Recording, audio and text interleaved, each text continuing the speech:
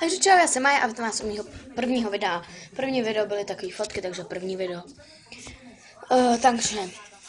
Tejto video se jmenuje 15 náhodných faktů o mně. Vím, že jich mělo být 25 náhodných faktů o mně, ale máma si pak musela jít psát ze Sengrou úkoly, takže mi jich tam napsala jenom 15. Je to v takovémhle sešítku a máma teda píše úkoly.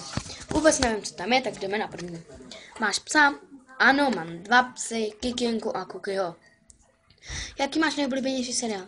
Teď mi dá spousta lidí dislikey a hnusný komenty, ale můj nejoblíbenější seriál je Violeta. Jaké je tvé nejoblíbenější zvíře? Doma Kikinka a prostě normálně v přírodě kůň. Jaká je tvá nejoblíbenější barva? Modrá. Aha, fialová. 5. Máš ráda Violetu? V druhé otázce jsem odpovídala i na tuhle otázku, takže jo. Nosíš náušnice? Nenosím náušnice, ale budu nosit, protože dostanu nový. Koho máš ráda, miluješ? Tak na tohle fakticky odpovídat nebudu, ale mám ráda moji rodinu prostě. Ale koho miluju, tak to fakt neřeknu.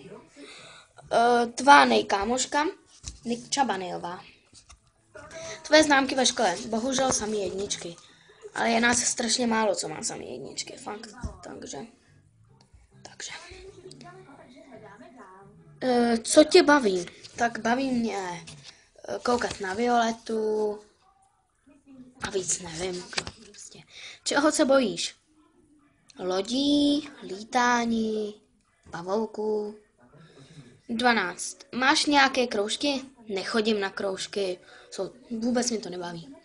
Máš ráda kytky? Ne. Teď to dostala ségra k naroskám. Nevím, jestli to vidíte takovouhle kytku. A nechápu vůbec, jak se o to může starat. Předposlední otázka. Maluješ ráda? Jo, maluju ráda, docela baví mě to. Kdy ses narodila? Takže narodila jsem se 31. srpna 2004 v Litoměřicích v nemocnici ve 3 ráno. Stačí? Takže tohle by bylo pro této video všechno. Nezapomeň dát like, odběr a koment a já se poroučím a ahoj!